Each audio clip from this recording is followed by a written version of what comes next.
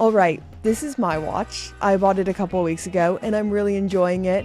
It is my first ever Omega watch that I've personally spent money on and paid for. So I also have a Speedmaster. That was a gift from my gorgeous, fabulous friend Owl. And I say it all the time. I will never stop saying it. It was the kindest gift I ever received. And it was at this really low point in my life where I needed a little bit of kindness. But now I also have this. So this is a neo vintage OMEGA Seasmaster Diver, mid-size, 36.25 millimeters, from 2004, the year of our Lord 2004. And I think this might be the closest thing to a perfect Seamaster Diver reference. So let's talk about why I bought this, what I think of it now after a couple weeks of wearing it, and the one and only thing, the one and only change I would make to this reference. If you're new here, my name is Brittany, and on this channel we just talk all things watches. This channel has really become the place where I've been documenting my watch collecting journey over the last over 4 years now. I have always wanted an OMEGA Seasmaster Diver 300. I think it is the most interesting dive watch money can buy.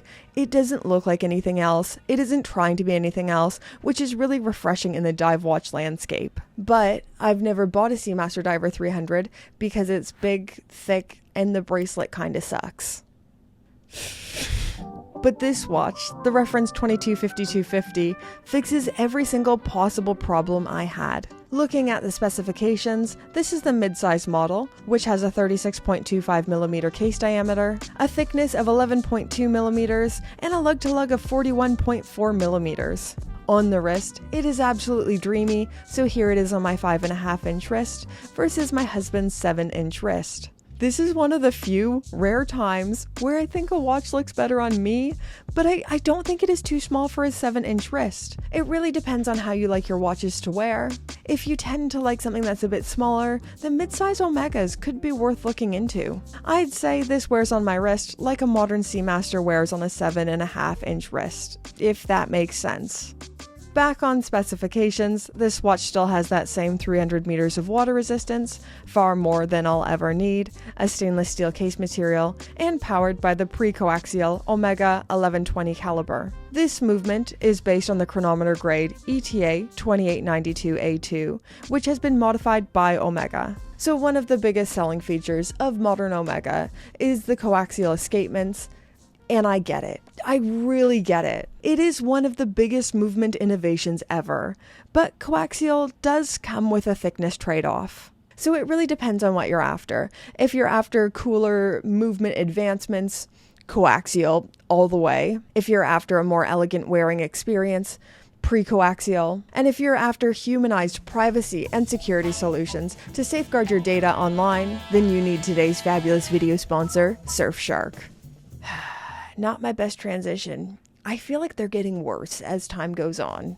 So the internet is kind of a scary place. It kind of feels like the Wild West. And the way some people are out here using it, just no VPN, So, if you're not as familiar with them, Surfshark is an app and browser extension that allows you to virtually place your device in another location, encrypts your internet activity, blocks ads and malware, and protects your data while you're using public Wi-Fi.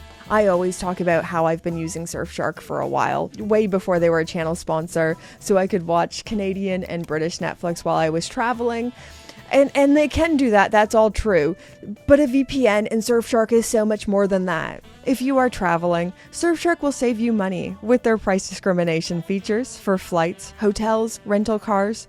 Through just changing your location, you can compare the prices and find the best possible deal. Surfshark also encrypts your data while using public Wi-Fi, so you don't become a victim of identity theft or fraud, and your data remains completely private. They also have features like their antivirus software that shields your device from viruses, malware, and tracking of ad companies.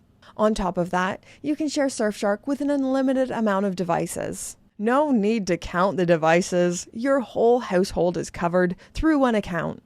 If this sounds like something you need in your life, go click the link that is in my description. I'll put it on the screen now as well. And if you use my link, you will get an extra 4 months of Surfshark and a 30-day money-back guarantee. Go click that link, and thank you so much to Surfshark for sponsoring this video. Let's talk about the design language now, because for me this was a huge selling point. There is a lot that I don't like about the modern Seamaster Diver 300, which I've aired out a few times now, but just in case you've missed those videos. I strongly dislike the skeleton hands. The 5-link bracelet is 90s to a fault. 90s, but not in a good way. The size is too large. I want to love this watch so much. There's so many things I love about it, and I'm so close to just buying one. But these little details matter when we're talking about spending £5,000 or more. Design-wise, the 2250-350 fixes every single problem, and there's a lot to like.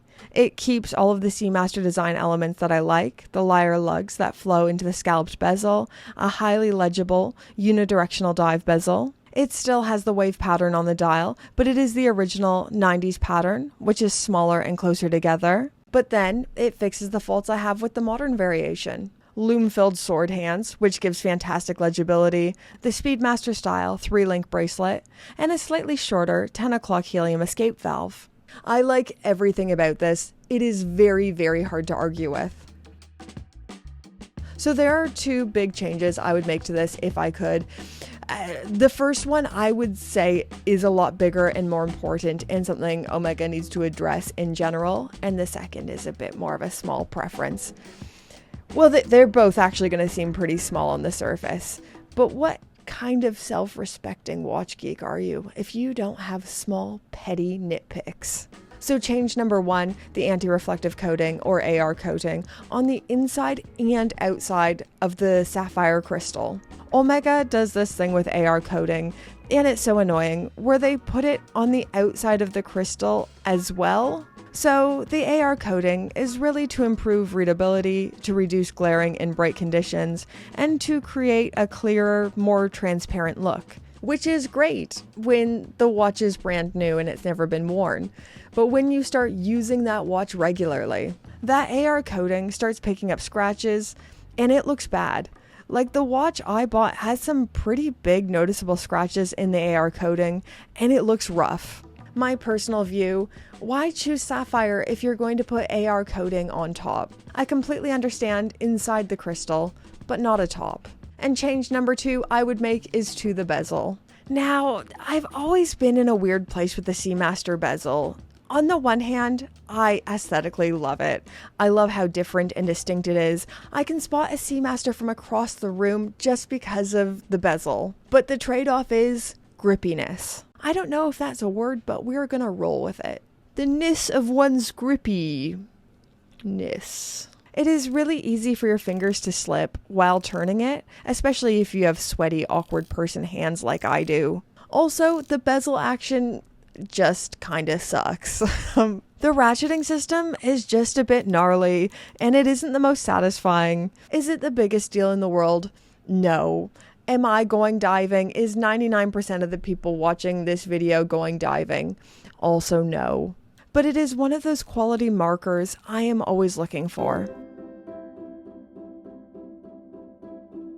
So I touched on the bracelet in the design portion of this video, but I think it is so noteworthy and great that it deserves its whole own section, particularly for these neo-vintage models. Have you ever felt a vintage or neo-vintage Rolex bracelet?